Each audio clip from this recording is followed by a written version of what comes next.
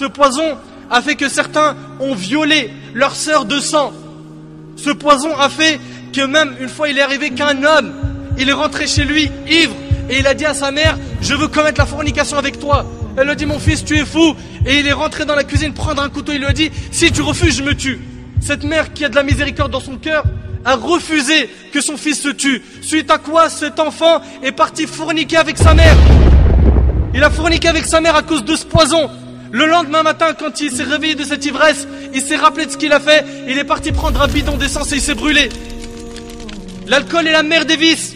On se doit de mettre en garde fermement toute notre communauté, les musulmans et les non-musulmans, car nous voulons le bien pour tout le monde. Pour tout le monde. Tout ça à cause de quoi? De cette maudite boisson. Et ça commence par un verre, et une bouteille, et un plaisir dans une soirée, une deuxième, une troisième, une quatrième, jusqu'à en devenir accro. Et après on dit normal, adi. Je fais rien de mal, je rigole, je délire. Et regarde les délires, ils mènent à quoi à la fin? Regarde les délires, ils mènent à quoi à la fin? Regarde les délires, ils mènent à quoi à la fin?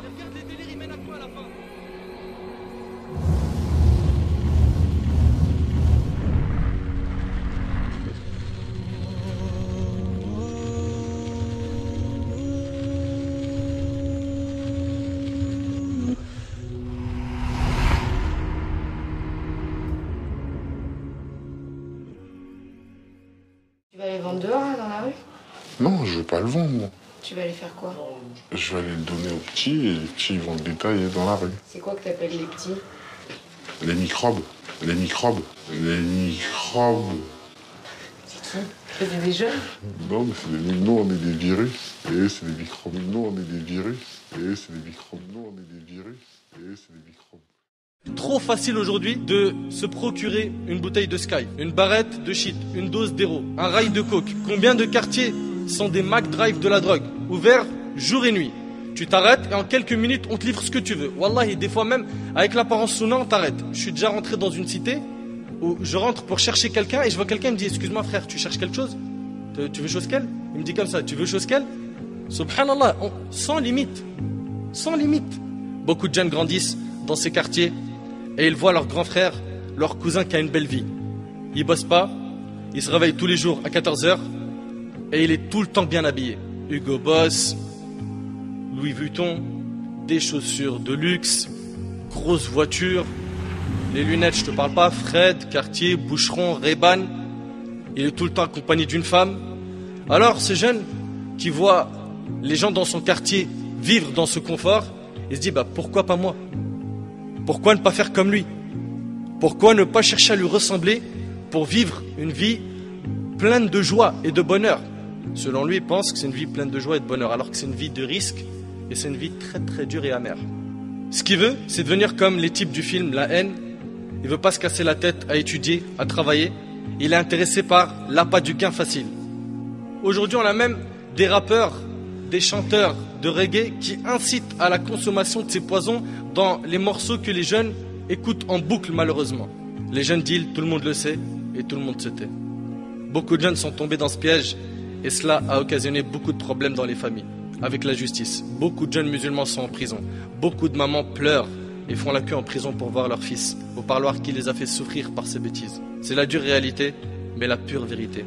Et Allah tabaraka wa ta'ala a dit dans Sourate Al-Baqarah, Sourate 2, versets 11 et 12, écoute bien ce qu'Allah tabaraka wa ta'ala dit: وَإِذَا قِيلَ لَهُمْ لَا تُفْسِدُوا فِي الْأَرْضِ قَالُوا إِنَّمَا نَحْنُ مُصْلِحُونَ أَلَا إِنَّهُمْ هُمُ الْمُفْسِدُونَ وَلَكِنْ لَا يَشْعُرُونَ.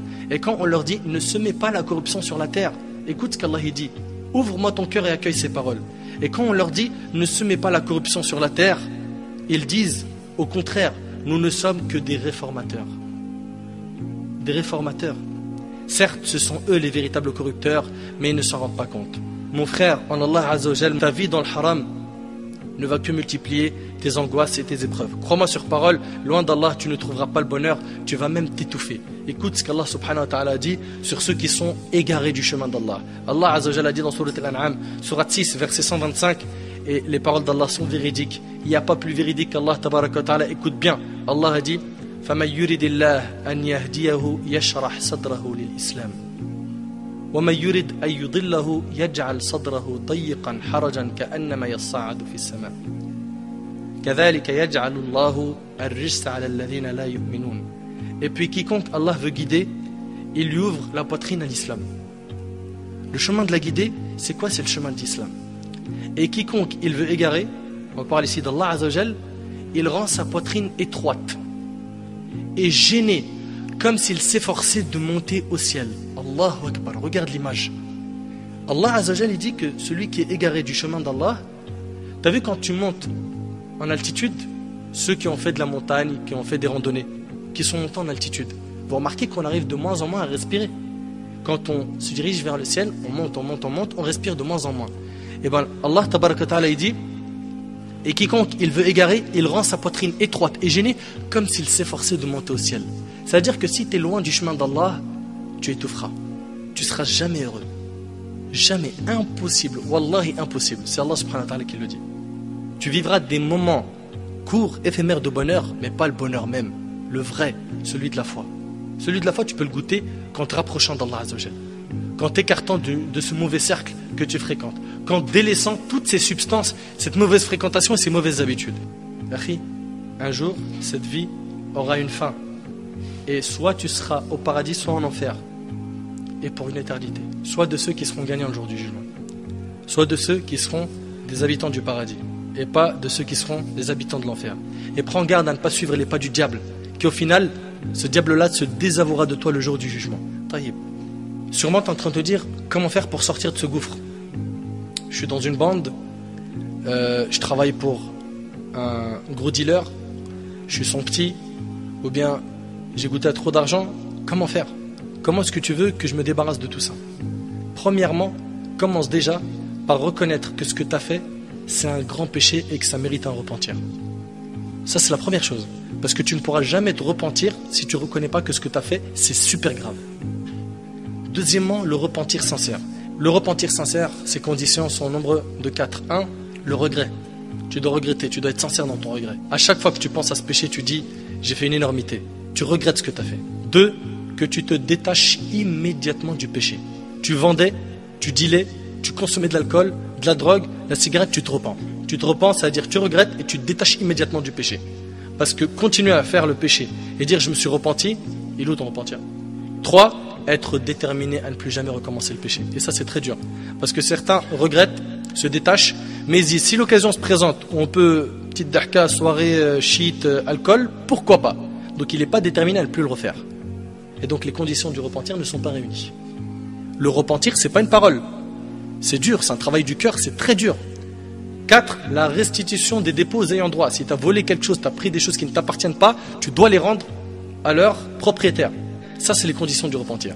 Et si tu te repens, je t'annonce une bonne nouvelle. Le prophète alayhi salatu wassalam a dit At-ta'ibu min adh-dhanb kaman la dhanba lahu. Celui qui se repent du péché, c'est comme si il ne l'avait pas fait. T'imagines? Encore mieux que ça, Allah tabaraka ta'ala dit sauf ceux qui se repentent, croient et accomplissent de bonnes œuvres, ceux-là, Allah changera leurs mauvaises actions en bonnes. T'imagines?